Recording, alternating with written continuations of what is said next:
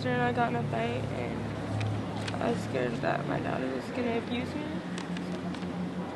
And so you ran because of the fear? And how old were you when you left? When I ran away? Uh-huh. I was 15. You were 15 when you ran. More than anything, I grew up in downtown Redlands because I guess this is where all the action is. Where do you get your food? Wherever I eat. I was eating out of an AM/PM dumpster for the longest time.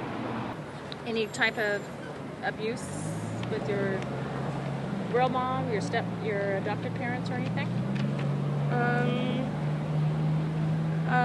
My mom would just like mentally abuse me, and my dad did all of it.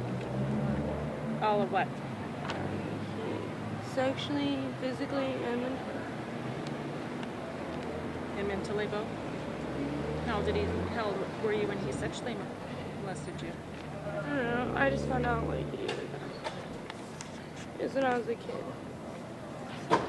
And what about physically? Does he still do it or not?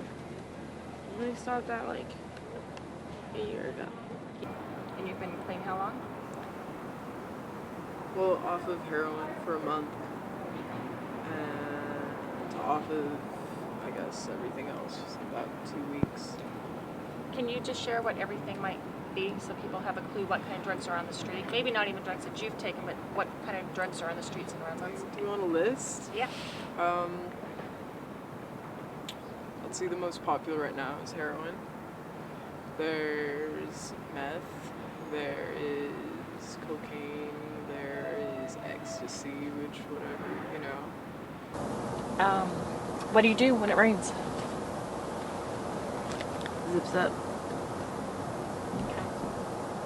So you just kind of get down and get through it? What about eating? We eat when we can. My dad used to beat me, and then he'd sit me down and have me watch him beat her, and he'd be laughing the whole time.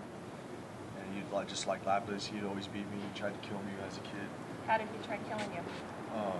They were teaching me how to bottle feed, and I dropped the bottle on the ground. He punched me right in my chest and completely knocked me unconscious. And they had to revive me. The neighbor had to come over and revive me, bring me back to consciousness, and then he did it again once they left. And a couple of times he's poisoned my bottles. He poured ammonia in my bottle. My mom smelt it before she fed me.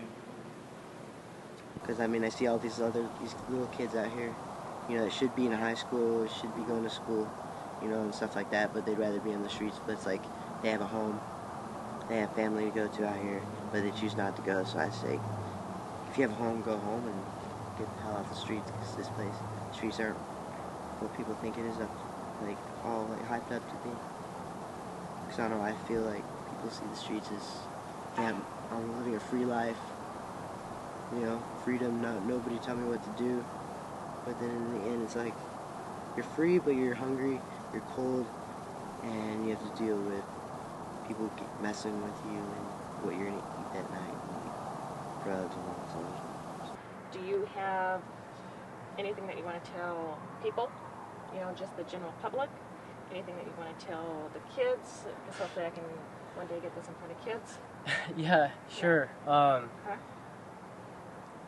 It's like people under 18, if you have a home, you know, enjoy it, you know, it can't be that bad, you know, like, I mean, there are exceptions, you know, like bad parents or just whatever, but like most things aren't that bad. And if you have a home, just like stay there. You don't want to like be on the streets, or you don't want to get stuck in this life. Why? It's usually not very good, and just like never sure of like how or when you're gonna eat, or how or where you're gonna sleep, or like bathe or stuff like that. Any advice for anybody else before we finish? I don't know, like, just to help other people out, because then they'll help you out too, and like, just stay positive and enjoy the little things. Because that's what all I do is just try to be happy over small things.